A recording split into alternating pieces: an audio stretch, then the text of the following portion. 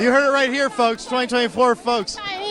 We're Chinese first generation. We love Trump from our bottom of the heart because we know Trump is the only one can save America. Kamala is so stupid. She is so low. IQ equal no Q, no qualification to be the president. You shall stay away from that position. You already lost the position. You lost our trust. You lost our vote. You just need to go home, to stay home. You cannot do anything to save America. You are so stupid. You don't know anything. You cannot even answer any question from the camera, from all the media. How you can be on the stage to fight for America, to protect American people, to protect all the world.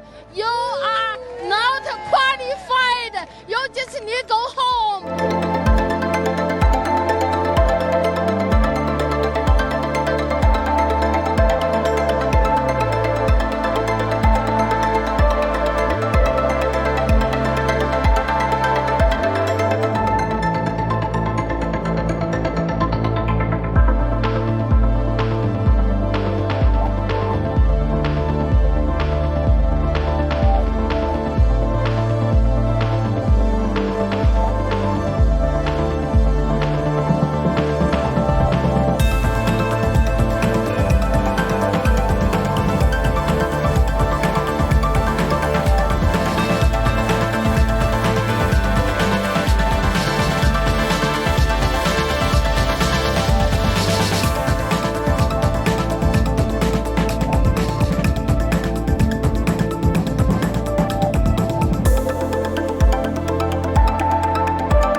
Bruce, you're in New York. In fact, you and your son Bill have interviewed a number of those attending the Trump rally. I want to play a bit of that for our viewers and then get yours and Kerry's reaction to it. Let's have a look.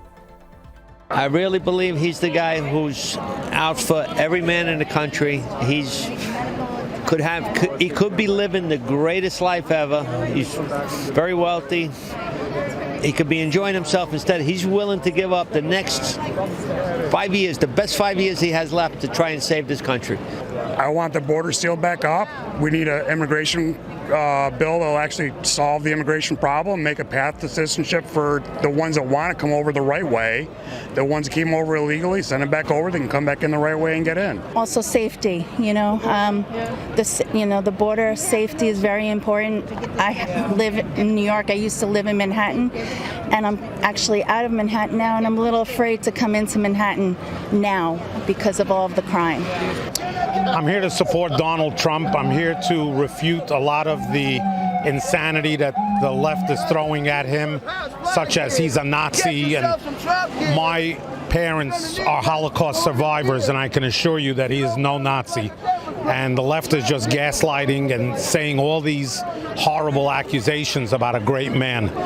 I mean, I love to have a saying, if Trump discovered oxygen, a lot of people on the left would stop breathing. No, it's not racist at all. They need to get educated. They need to stop listening to fake news, They need to look everywhere and educate themselves, and then we see that this man is not a racist guy. This man is a people. He's a people man, so we need him. My enthusiasm for his campaign. I feel that although I'm a hardcore libertarian, I'm suspicious of government all the time, but I really feel that he is trying to make things better for the everyday American and for business, for everyone.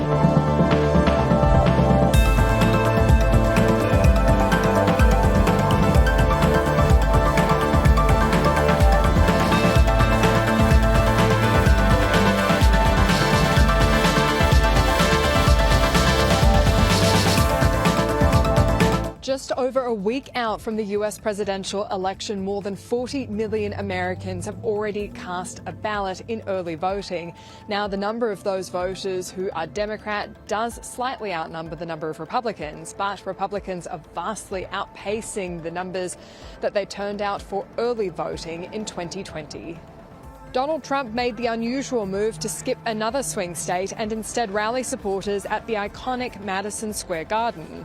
Kamala's gross incompetence, disqualifies her from being President of the United States of America. She is grossly incompetent. All you have to do is look at her.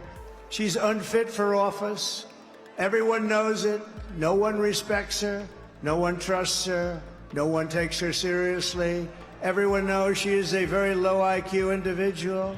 Despite previous Republican and Democrat conventions that have been held at the centre and other presidents hosting rallies there in days gone by as well, Vice Presidential nominee Tim Walz insists Donald Trump is paying homage to a Nazi sympathising rally held there in 1939. Go do your Google on this. Donald Trump's got this big rally going at Madison Square Garden. There's a direct parallel to a big rally that happened in the mid-1930s at Madison Square Garden. And don't think that he doesn't know for 1 second exactly what they're doing. Kamala Harris made a number of stops in the battleground state of Pennsylvania before her own rally, where she was disrupted by pro-Palestine voters. I want to talk about Gaza for a minute. Okay? We can and we must seize this opportunity to end this war and bring the hostages home.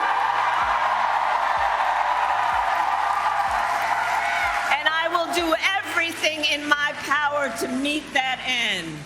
As Kamala Harris remains consistently deadlocked in the polls with Donald Trump and fights to distance herself with the general malaise around the Biden years, the Harris campaign has ramped up its rhetoric. I hope you'll forgive me if I'm a little frustrated that some of us are choosing to ignore Donald Trump's gross incompetence while asking Kamala to dazzle us at every turn.